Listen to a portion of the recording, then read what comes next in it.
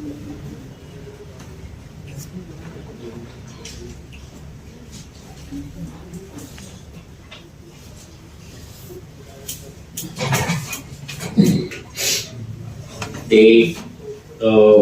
एक बार ये रन कर लेते हैं। अब सर्ट की कहानी आपको पता ही है सारी। आप अभी मैं तो सिंपल बेसिक फ्लो बता रहा हूँ कि पहले ऐसे करते थे ASP.NET Core में कैसे।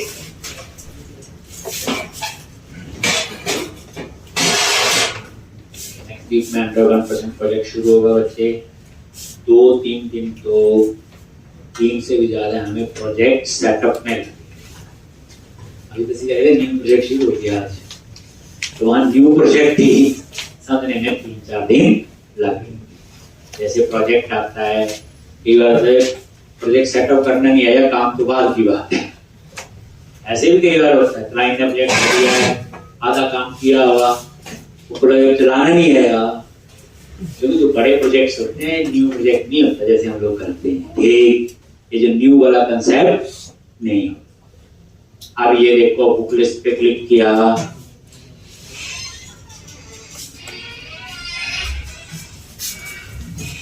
और ऐड न्यू। अगर आपने इसके ऊपर अप्लाई करने का मन है वो भी आप कर सकते। कैसे करते हो बोलो?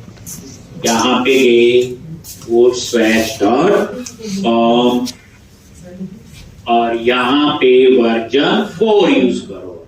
ई की जगह वर्जन 4 कर लिया यूज। और यहाँ पे कौन सा थीम यूज कर जो आपको अच्छा लगे वो थीम, वही है ना, थोड़ा बहुत वर्जन के साथ हो सकते हैं। मैं कुछ किया आगे और यही चूज कर लिया। ये है इसकी bootstrap.css और ये देखो, ये इसकी CSS फाइल आ गई। और ये क्या करो, कंट्रोल है, कॉपी कर लिया अपने प्रोजेक्ट में। आगे यहाँ www रूट, उसके अंदर लिव के अंदर बूटस्ट्रैप के अंदर टेस्ट के अंदर CSS, और यहाँ एक फाइल है bootstrap.css, वहां कंटेंट फोल्डर में होती है। तो यहाँ स्टैटिक फाइल www रूट। अब यहाँ पे गई और ये सारा डिलीट कर दो और इसकी जगह पेस्ट हो गया। और अब ये वाली फाइल आपकी लेआउट वाले पेज पे एक्सेस होनी चाहिए। पहले बंडलिंग का कंसेप्ट होता था, अब बंडलिंग का कंसेप्ट नहीं।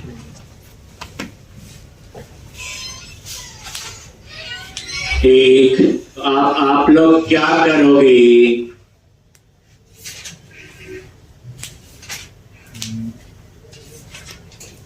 पेजेस, शेयर और अंडरस्कोर लेआउट। और ये देखो, ये स्टाइल शीट और ये पाथ आपका लिखा हुआ लिव, बूटस्ट्रैप, टेस्ट, CSS और bootstrap.min डॉट। और यहाँ पे ये मेन हटा दो। इसमें क्या हटा दो? क्योंकि फाइल जिसमें हमने पेस्ट किया उसका नाम मेन कहाँ यूज होता है? प्रोटेक्शन, डेवलपमेंट पे विदाउट मेन यूज करते। तो ये आपने चेंज करना है। और अब इसके ऊपर भी बूटस्ट्रैप अप्लाई हो। ठीक है जी, कोई मुश्किल नहीं, कोई बंडल नहीं बनाना, कोई ठीक हो गया। अब ये लेआउट में ऐड है तो पूरे प्रोजेक्ट में ऑटोमेटिकली ऐड। चलो, अब ये चीज आपको इजी लग गई और ये अप्लाई हो गया होगा। ये देखो, थोड़ा सा आपने नोटिस किया चेंज हुआ डिजाइन। ठीक, ये थोड़े फॉन्ट देखा ये पहले कैसे आ, ठीक है। चलो, अब वापस आप अपने अपसर्ट वाले पे आ जाओ जहां हमने काम करना। ये हो गया। अब आप कहाँ काम कर रहे थे बोलो? पेजेस में बुक लिस्ट अफसर, बाकी सारा काम हो गया था।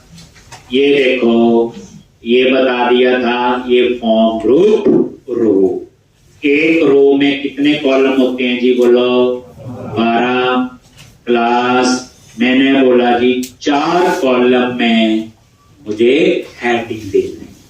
हेडिंग के लिए हम क्या लगाते हैं बोलो? लेबल। तो ये देखो लेबल ASP 4, और यहां किसका आएगा बोलो? Book dot title. क्या आएगा? Book dot title.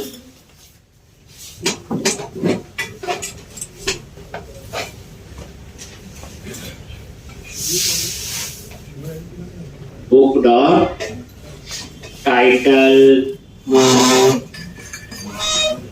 4 कॉलम में ये आ गया।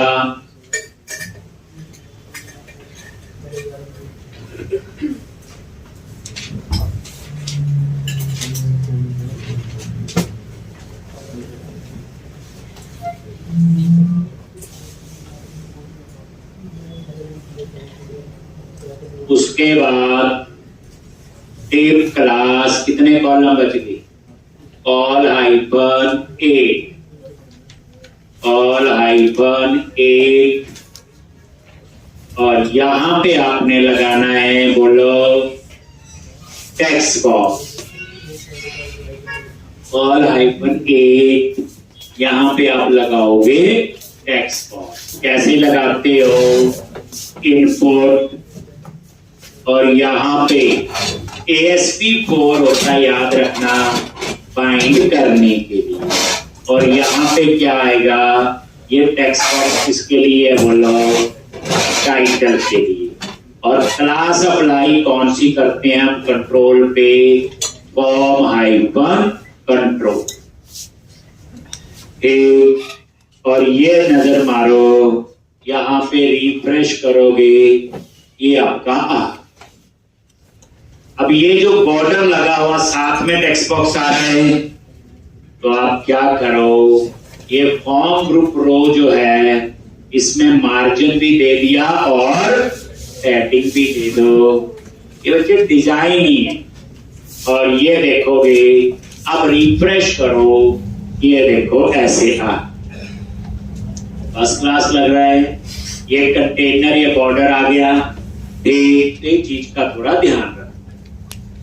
अब वैलिडेशन का मैसेज है, उसके लिए आपने स्पेन, और यहां वैलिडेशन मैसेज फॉर इसका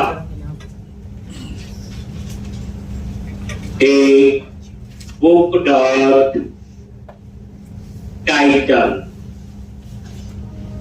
और क्लास टेक्स्ट हाइफन टेंजर, और ये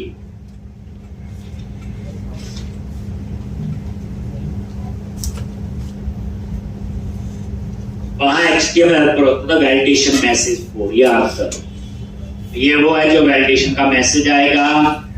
अगर समरी है तो समरी हमने ऊपर लगाई। तो यहाँ HTML हेल्पर नहीं यूज होते बच्चे, क्या यूज होती है? Tag helper. पता क्या है? ASP 4, ASP वैलिडेशन 4, ये क्या है? Tag helper. तो अब आपकी एक रो बन गई किसके लिए? ये फॉर्म ग्रुप रो टाइटल के लिए। अब इसके नीचे डिस्क्रिप्शन, ऑथर, ISBN और प्राइस, बस इसको समझ के लिख लो। अब यही रिपीट हो। अब 8 और 4 कॉलम का डिफरेंस पता लगे कैसे कर रही हो?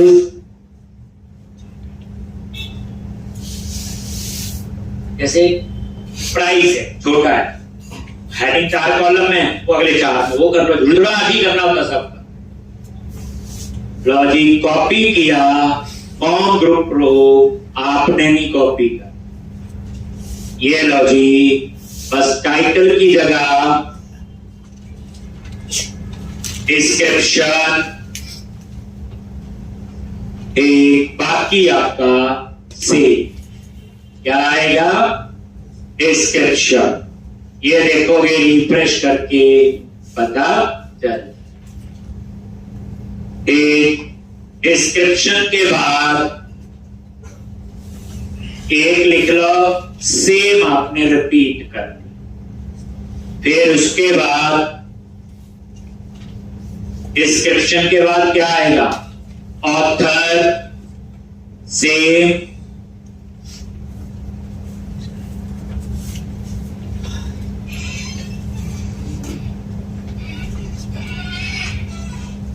ऑथर,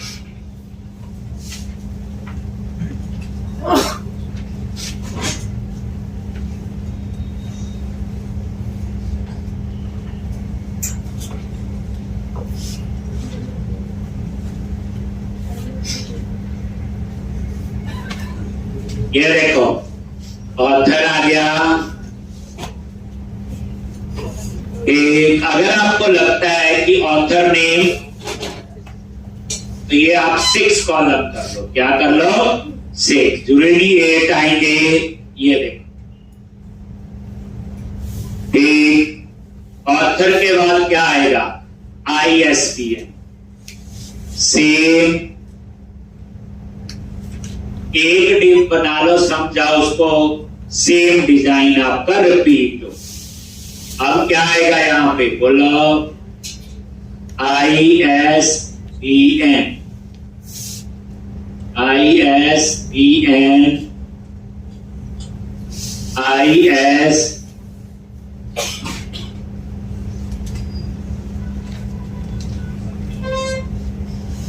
ये ISBN नंबर और छोटा हो सकता है, तो इसका क्या करो,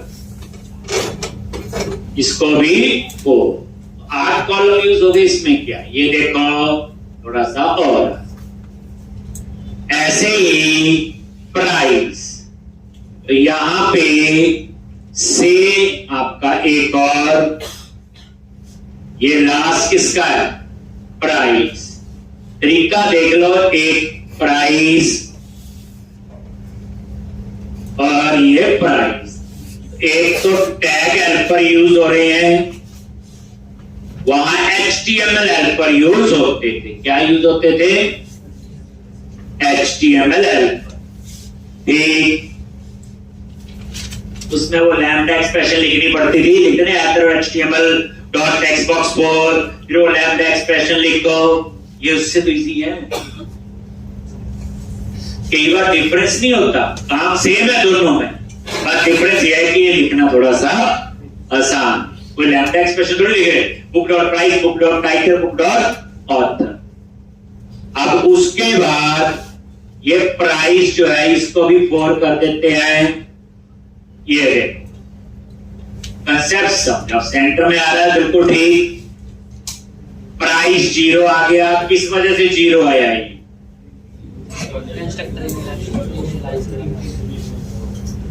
टीचर की वजह से हैं।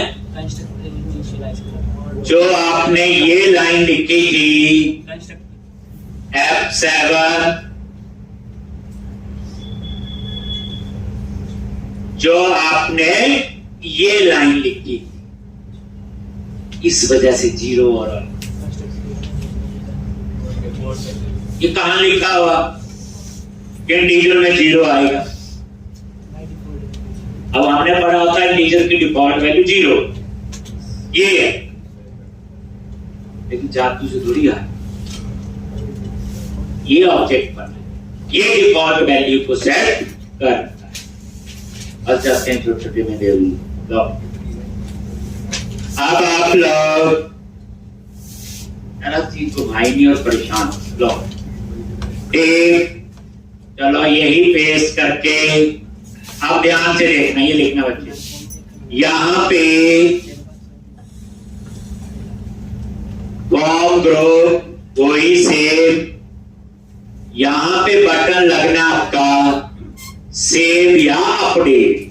तो उसके लिए आप लोग क्या करो, बटन टाइप सबमिट, क्लास कौन सी? TTN BTN hyper info.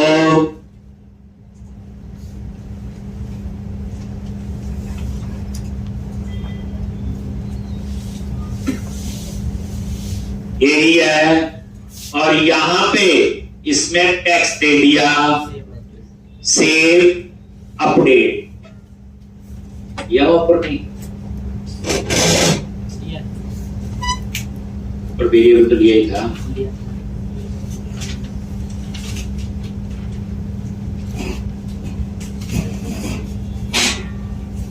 एक और ये आपका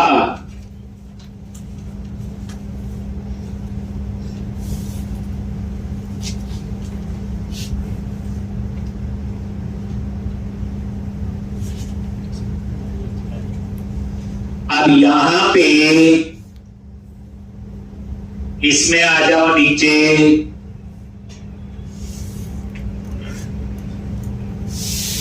यहां पे आप एंकर टैग लगाओ, ASP आइकन पेज, कहां जाना है? Index class BTN icon success, और यहां पे बैक टू प्लेस।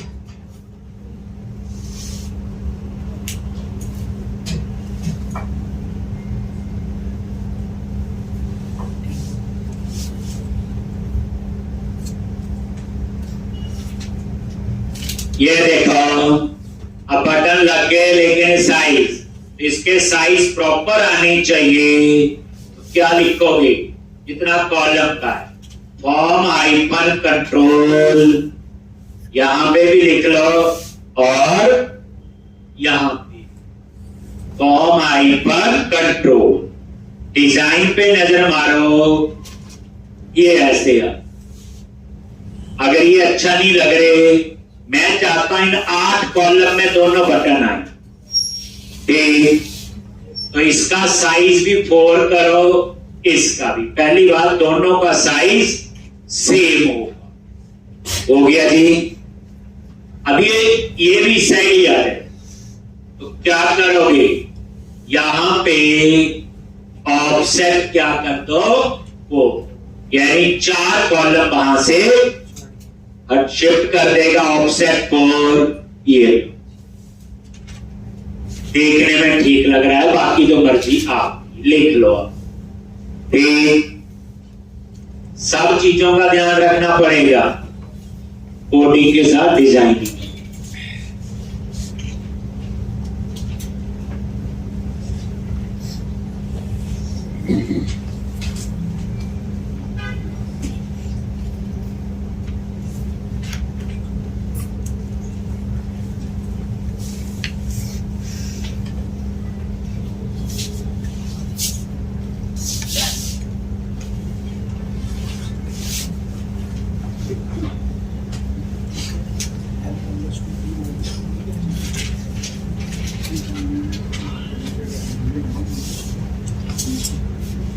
लिख लो। अब नीचे वैलिडेशन के मैसेज तो तभी आएंगे, वहां बंडल होता था, यहां क्या? अब वो भी हम लोग देखते, यहां भी रेंडर सेक्शन होगा, देखते हैं उसका क्या नाम।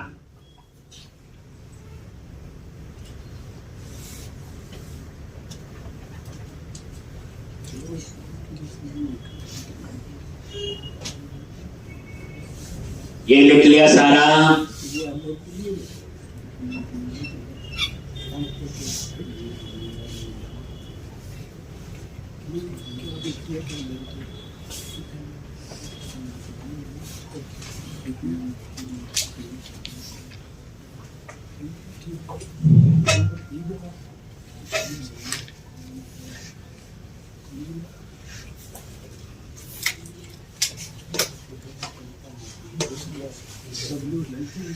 हो गया इतना।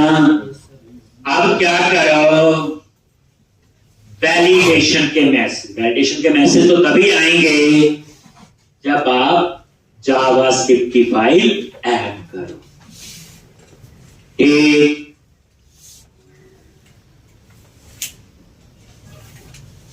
तो यहीं पे नीचे आ जाओ और इसके बाद तो पहले लेआउट वाली फाइल में देखो कोई ऐसा सेक्शन बना हुआ, बिल्कुल ये रेंडर सेक्शन बस असिंक लगा है और सेक्शन का नाम क्या है, स्क्रिप्ट्स। तो इस सेक्शन पे आपकी जावास्क्रिप्ट लोड होनी चाहिए। तो सेक्शन लिख दिया स्क्रिप्ट और यहां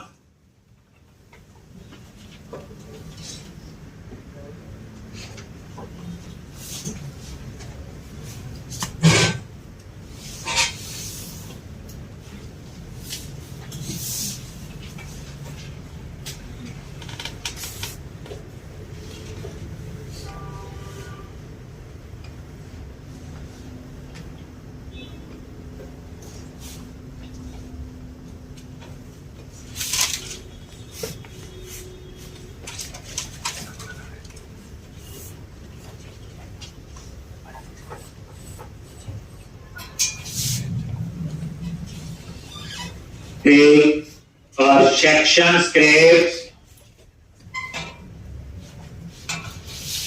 और यहां पे इसके लिए बच्चे इन्होंने बनाया हुआ पार्शियल व्यू वैलिडेशन के लिए। ये दिखाता हूं आपको, व्यूज के अंदर शेयर और शेयर के अंदर ये एक पार्शियल व्यू है जिसका नाम है अंडरस्कोर वैलिडेशन स्क्रिप्ट पार्शियल। क्या नेम है, अंडरस्कोर वैलिडेशन स्क्रिप्ट पार्शियल।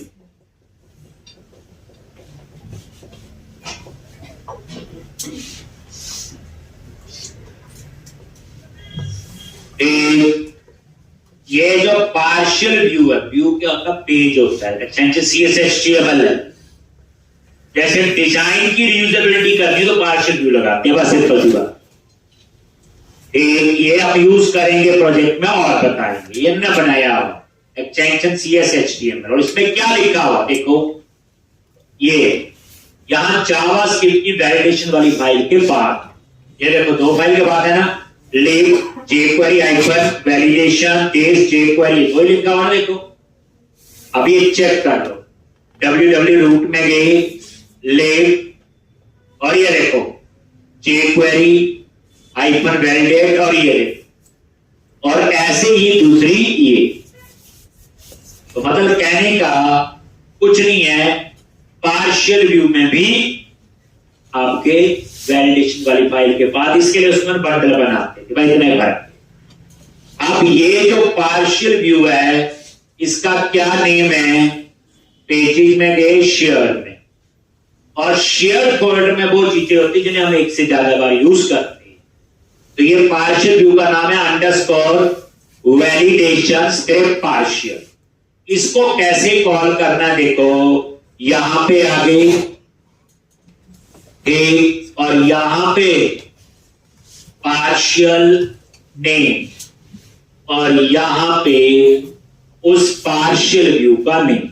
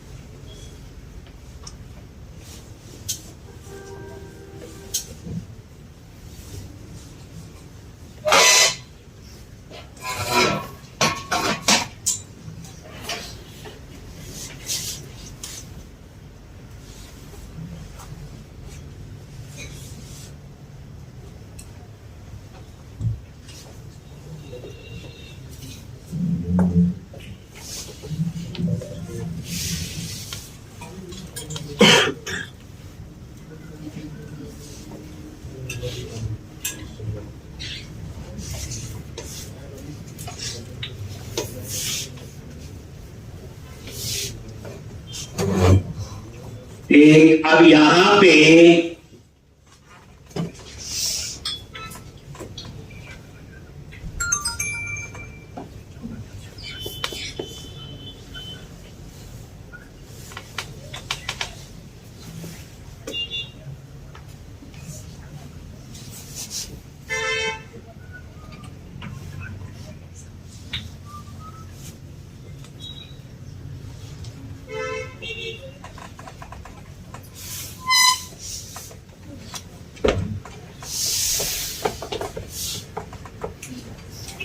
अब यहां पे देखो बुक लिस्ट और न्यू, वहां पे हमने क्या किया देखो आगे। तो इस तरह से ये काम करना शुरू ले रहे जी। अब हम लोग सेव का कोड लिखेंगे अपडेट का, तो वहां HTTP पोस्ट लिखते थे MVC में। यहां पे क्या होते हैं, हैंडलर होते हैं। जैसे ऑन गेट था, जब इस पेज पे आओगे तो ऑन गेट कॉल होता है, और जब इंफॉर्मेशन सबमिट होगी तो ऑन पोस्ट। तो अब हम ऑन पोस्ट का, तो इसी की कोड फाइल में गए, F7 से आ गई, और ये ऑन गेट, और यहां पे पब्लिक असिंक, पता ही अब तो चाहिए होगा, इसमें भी रिटर्न तो होगा ही, टास्क आई एक्शन रिजल्ट, और उसका नाम है ऑन पोस्ट। और यहां पे अब एक चीज समझो आप लोग, हम यहां पैरामीटर में पास करते थे जो इंफॉर्मेशन व्यू से आती थी, क्या पास करते थे, ऐसे। तो अगर मैं यहां से ये बाइंड प्रॉपर्टी हटा दूं तो मुझे पास करना ही पड़ेगा, जो हम करते थे पहले। इसीलिए मैंने ऊपर बाइंड प्रॉपर्टी नई फीचर बताई। अब आपको यहां पैरामीटर पास करने की जरूरत नहीं है, क्योंकि वो ऑटोमेटिकली इस पेज के साथ बाइंड।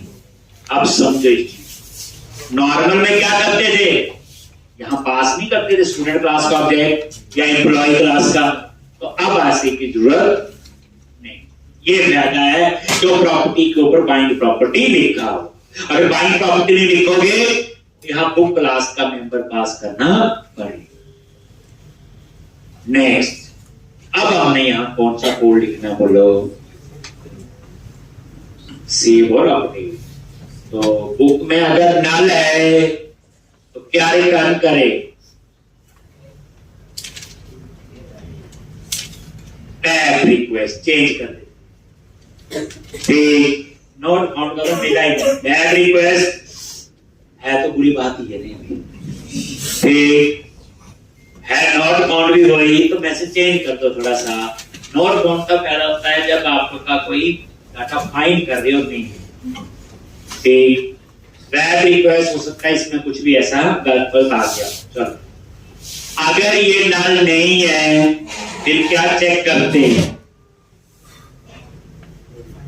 सर्वर पे जाके model state dot is valid, अगर ये वैलिड नहीं है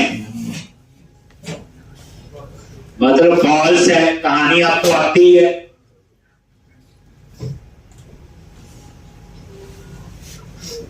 तो क्या रिटर्न करेंगे, रिटर्न पेज, उसी पेज पे रहेगा। अगर वैलिड है तो क्या लिखेंगे, जल्दी बोलो, चेक करेंगे बुक डॉट आईडी, अगर 0 है तो ऐड का कोड है, ऐड का कोड क्या होगा, कॉन्टेक्स्ट डॉट क्या था, books dot add a sink, और सिंक लगा है तो आगे क्या लगाओगे, अवेट, समझ गए, इंफॉर्मेशन सिंक्रोनसली कॉल होगी। ठीक, मल्टीपल टास्क को मैनेज करना है तो वेट, एल्स क्या लिखेंगे, अपडेट, अगर आईडी 0 नहीं है, अपडेट में क्या लिखते हैं, context dot books dot update, update का सिंक नहीं है तो नहीं है, बस हो गया। पुराने में कितनी लाइनें लिखते थे याद करो, यहां ये काम एक लाइन से हो गया, पुराने में पहले फाइंड करते थे, याद है, और लास्ट में क्या लिखना, context dot save changes sync, sync है तो लिखना पड़ेगा। और उसके बाद रिटर्न कहां जाएंगे, इंडेक्स पे। कैसे जाओगे,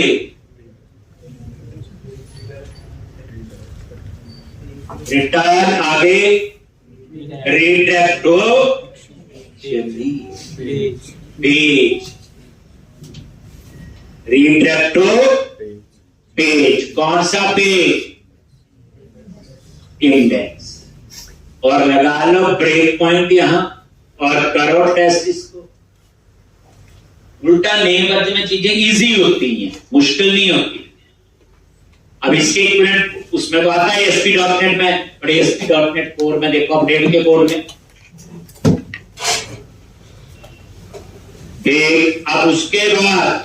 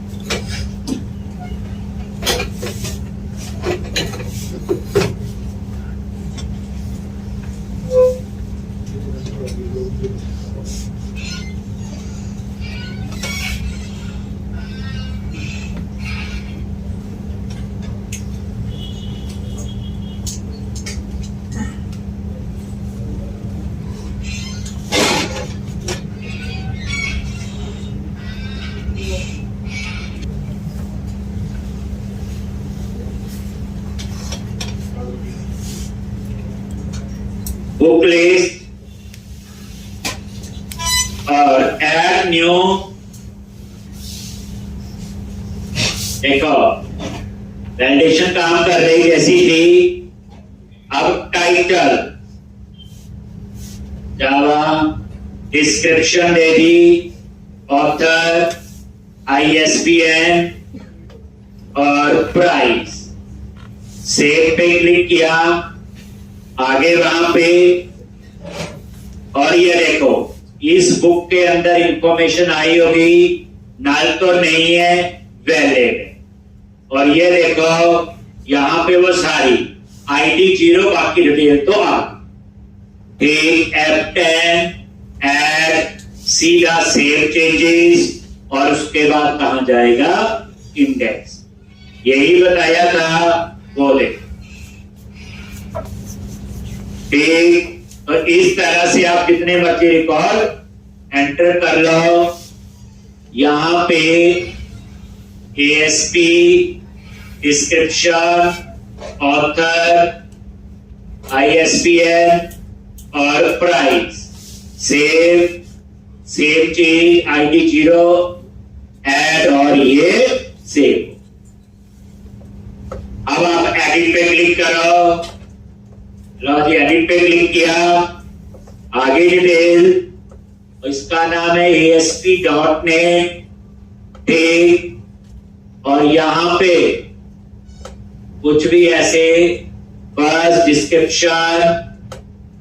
ठीक, और यहां पे ये लिख दिया,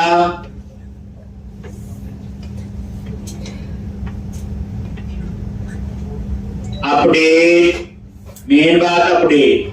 अब ID है, सीधा कहां गया, एल्स में गया, अपडेट। अब अपडेट का सिंक नहीं है। ठीक, तो नहीं है तो नहीं है, इसमें मैं क्या करूं, अब और नहीं बनाओ। ठीक, और ये आपका अपडेट, और यहां नजर मारो, देखो जी हो गया अपडेट। क्लियर है जी। अब आपका रह गया डिलीट। जैसे डिलीट पे क्लिक करें तो क्या होना चाहिए, तो जैसे हम डिलीट पे क्लिक करें तो इसके लिए अलग एंकर बनाना पड़ेगा। ऑन कैप्ट हो गया जब उस पेज पे आते हो, ऑन पोस्ट हो गया जब सबमिट करते। अगर कभी आपको अपना कस्टम हैंडलर बनाना है तो वो हम लोग डिलीट में सीखेंगे। तो डिलीट का बच्चे जो कोड लिखा था, कहां लिखा था? इंडेक्स पे। तो बुक लिस्ट में आ जाओ और इंडेक्स पे आगे यहां पे हमने जो लूप लगा के ये लिखा था, एक आईडी पास करना है, ये भी था। एक बस एक और पैरा पास करना है, ASP हाइपर पेज हैंडलर। ये हम अपना हैंडलर बना रहे और उसका नाम ASP पेज हैंडलर और उसका नाम दे दिया डिलीट।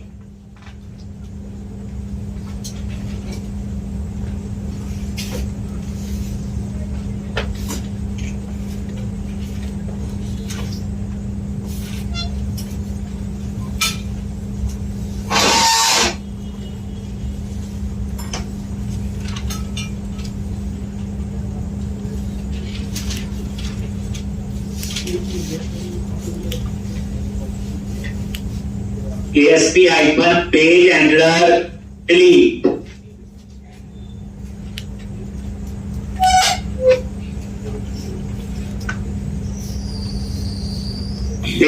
अब हम लोग ये मर्जी का नाम है, डिलीट जगह कुछ और भी है तो वो भी बना सकते हो, ठीक। बट ये हैंडलर बनाना पड़ेगा।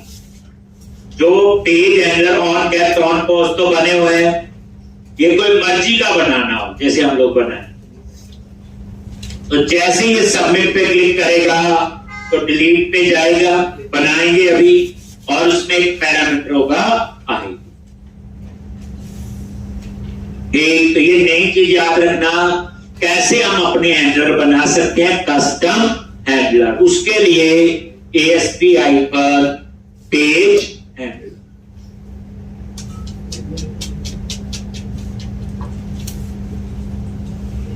अब इंडेक्स के कोड में आ जाओ, वहां पे जैसे ये देखो और गेट। अब यहां पे क्या लिखोगे? Public assent. अब तो तरीका पता चल गया, आई एक्शन रिजल्ट, और इसका नाम क्या होगा? और डिलीट पोस्ट, कुछ ऐसा नेम होगा, और इसमें एक पैरामीटर होगा और उसका नाम होगा आई। यहां ऑन पोस्ट डिलीट है वो चेक कर लेते, ये जो डिलीट लिखा वो ही है। यहां पे एक बार देख लेते हैं ठीक है कि गलत।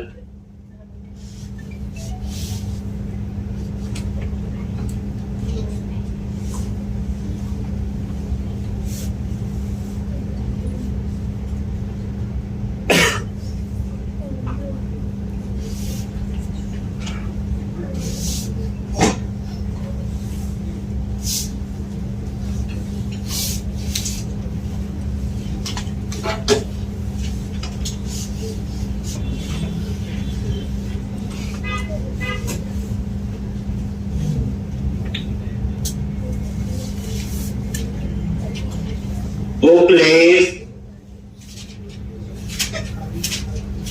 और डिलीट। कैंसिल पे तो कुछ नहीं हो रहा है, ओके पे क्लिक करो, जा रहा है वहां पे आगे नहीं, ये एरर तो यहां पे नहीं आया।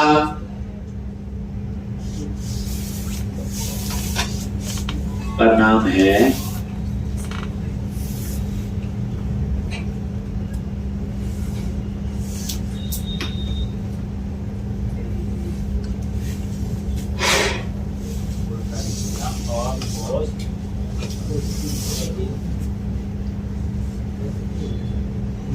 यहाँ पे पोस्ट करिए।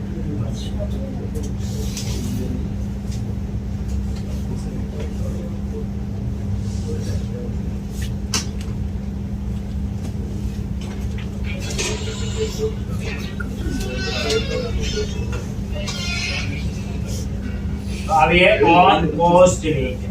ये जो डिलीट है ये मेरी मर्जी का नाम है, कुछ भी तो कोई पूछे कस्टम हैंडलर बनानी हो तो ASP-पेज हैंडलर और आगे जो नाम रखना है डिलीट कर दो।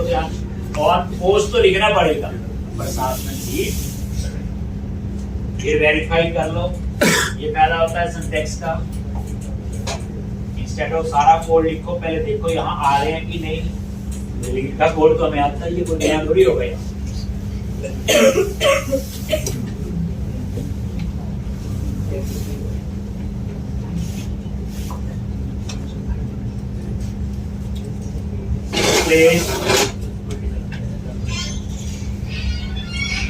डिलीट ओके, देखो आ गया वहां पे इसका मतलब साहब।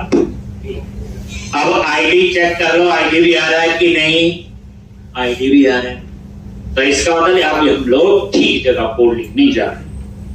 आ जाओ यहीं पे क्या लिखेंगे, पहले फाइंड करेंगे। Find book in TB underscore context dot बोलो बुक्स डॉट फाइंड अ सिंक और ये आईडी पास कर दिया। और इसके आगे क्या लगाना है, अवेट फाइंड कर लिया।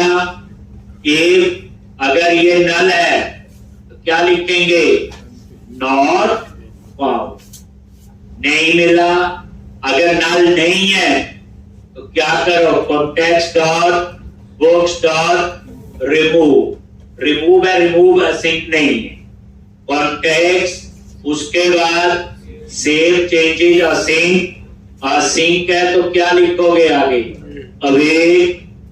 और उसके बाद कहां जाना है, रिटर्न रिडायरेक्ट टू पेज। और यहां पे पेज का नेम है आपका क्या, इंडेक्स।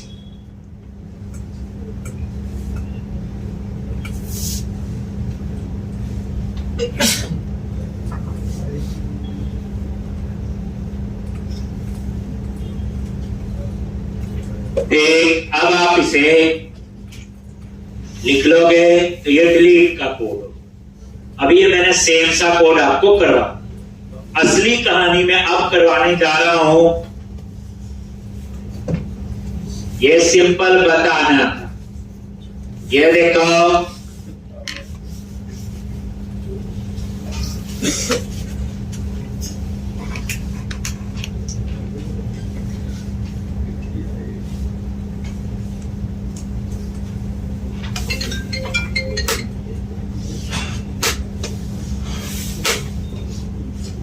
बुक लिस्ट,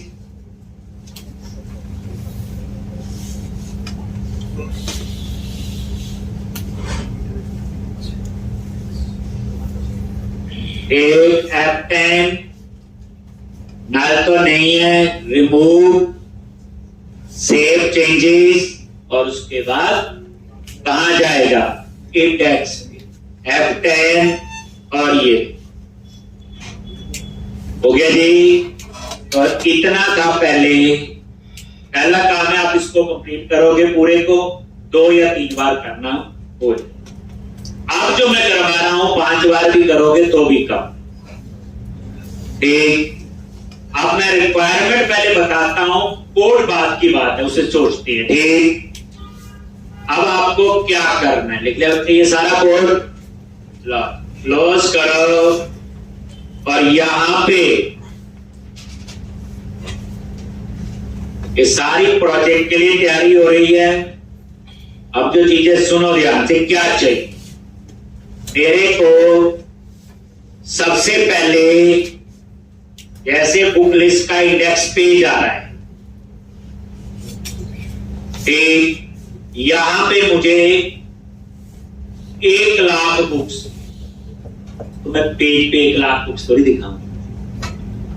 ठीक, इसके ऊपर हम चाहते हैं सर्च हो। मैंने लिखा PHP तो PHP वाली बुक ही ऊपर आए। जैसे गूगल में सर्च करते हैं आप लोग, सर्चिंग भी चाहिए, फिर एक पेज पे कितने रिकॉर्ड दिखा सकते हैं, यहां तक ही आएंगे, मे बी 10 से ज्यादा है तो नीचे 1 2 3 प्रीवियस नेक्स्ट आ जाए, जैसे गूगल में देखते हो आप लोग, जिसे नेविगेशन कहते हैं। उसी तरह से सॉर्टिंग भी, जैसे मैं प्राइस पे क्लिक करूं तो सबसे पहले सबसे सस्ती बुक आए, फिर उससे महंगी, असेंडिंग ऑर्डर में दोबारा क्लिक करो, डिसेंडिंग में उल्टा। किसी पे भी अगर मैं टाइटल पे क्लिक करूं, पहले ए वाली फिर भी A to Z, दोबारा क्लिक करूं Z to A, तो मुझे सॉर्टिंग भी चाहिए, मुझे सर्चिंग भी चाहिए, मुझे नेविगेशन भी चाहिए। दूसरी बात, मैं चाहता हूं एडिट पे है, एडिट ना लिखा है, यहां फोटो आए, कोई आप जैसा बच्चा लिख रहा है, एडिट कर रहा है, डिलीट, मैं रिसाइकल बिना, क्या है रिसाइकल भी, डिलीट पे जब क्लिक करें ये कंफर्म ना आए, एक बढ़िया सा मैसेज आए जिसको हम चेंज कर पाए अपने हिसाब से। डिलीट होने के बाद फिर मैसेज आए बढ़िया सा, यहां पे ऐड न्यू बुक ना आए, प्लस आए, तो अब कहानी थोड़ी सी अलग है। अब इसको नहीं छेड़े, ये जैसा है वैसा ही रहने देंगे, मैं और करके यहीं पे नीचे बनाऊं, तो इसी एप्लीकेशन का मैं दूसरा वर्जन बनाने जा रहा हूं, इसमें जावास्क्रिप्ट बड़ा कुछ एपीआई बड़ा कुछ और भी यूज होगा बड़े ढंग से। एक कल का लेक्चर इंपॉर्टेंट है,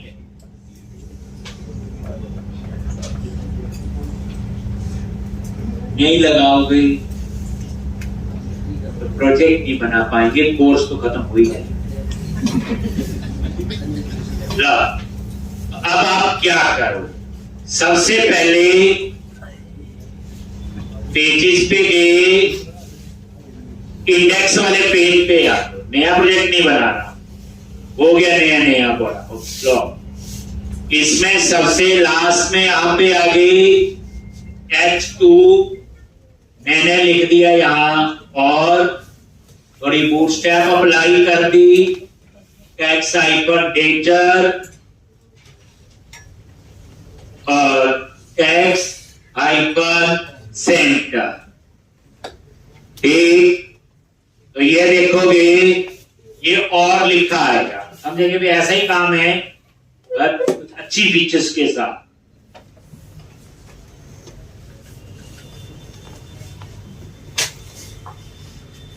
बुक लिस्ट पे क्लिक किया,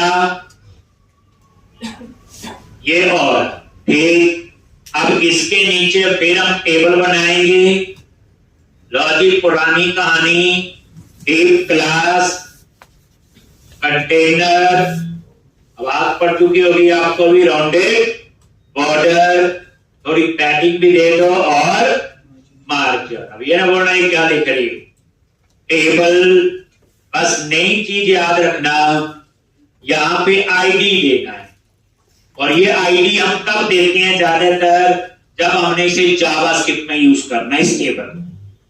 तो आईडी दे दिया, टीबीएल डाटा कुछ और भी दे सकते एक, और उसके बाद क्लास टेबल, और यहां पे टेबल हाइपर बॉर्डर, अभी तक एक ही चेंज है, यहां पे टेबल हाइपर, यहां आईडी दिया है, टेबल हाइपर डेज आ गया जी, टेबल हेडिंग,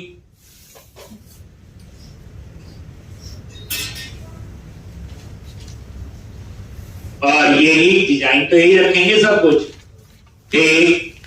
टेबल हेडिंग, और यहां पे वही हेडिंग जो ऊपर, ये आप लोग लिखोगे और ये देखो रिफ्रेश किया, ये आ, बस ऊपर वाले और इस कोड में एक ही फर्क है, आईडी दिया। आईडी हमने कहां यूज करना है? जावास्क्रिप्ट। अब हमने जावास्क्रिप्ट की कुछ लाइब्रेरी यूज करनी है बच्चे, और ये जो मैं लाइब्रेरी यूज कर रहा हूं ये जावा भी है, पाइथन में भी है, पीएचपी में चलेंगी, रिएक्ट में, एंगुलर में, सब में चलेंगी। पहली बात, एचटीएमएल, बूटस्ट्रैप, जावास्क्रिप्ट में सिंटैक्स का चेंज भी नहीं होता, लैंग्वेज कोई भी पढ़। तभी हम लोग कई लैंग्वेज में कम ज्यादा टाइम में ज्यादा सीख लेते। अब जो चीज आ गई, जैसे मैंने जावास्क्रिप्ट की लाइब्रेरी यूज करवानी है डाटा टेबल। ये जो डाटा टेबल लाइब्रेरी है इसके अंदर सॉर्टिंग, सर्चिंग, नेविगेशन, ये सारी फीचर्स है। सॉर्टिंग भी है, सर्चिंग भी है, नेविगेशन भी है। नाम है उसका डेटा टेबल।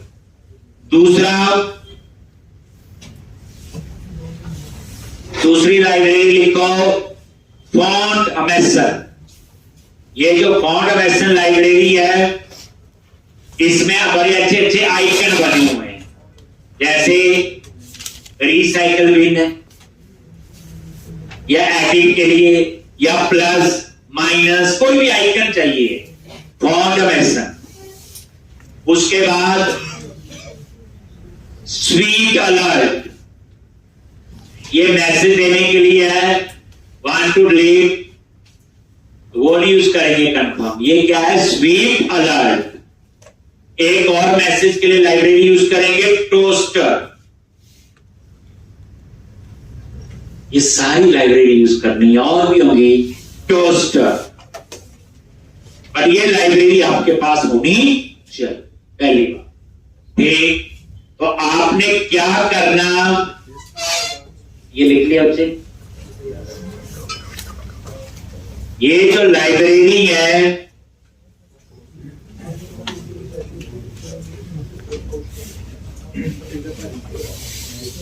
क्लास के बाद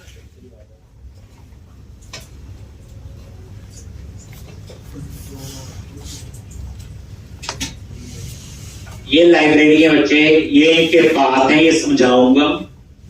अभी कुछ नहीं करना, ये सीएसएस के रेफरेंस है, एग्जांपल मिल रहा है, डाटा टेबल, टोस्टर, ठीक, ये फॉन्ट अमेसन, ठीक।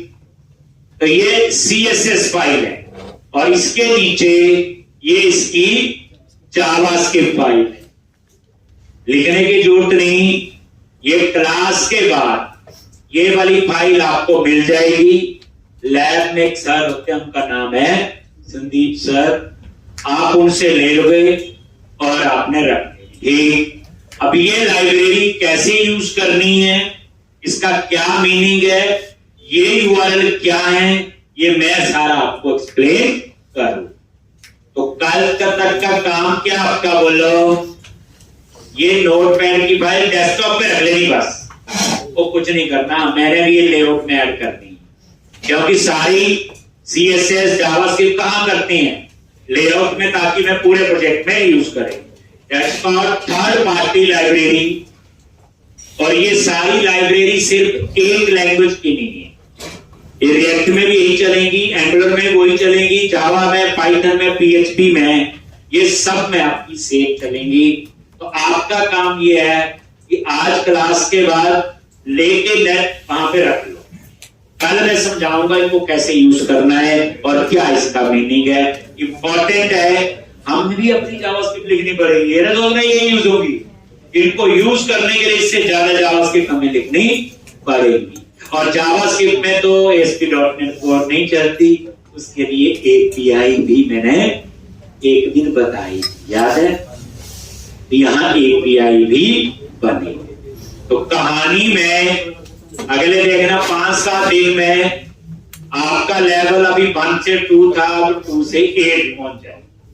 ठीक, इतनी चीजें हम रोज यूज करेंगे। पहली बार नहीं समझाई, मानता हूं मैं, 2-4 बार तो आई जाती, इतने दिन तो हो गए पढ़ते हुए आपको।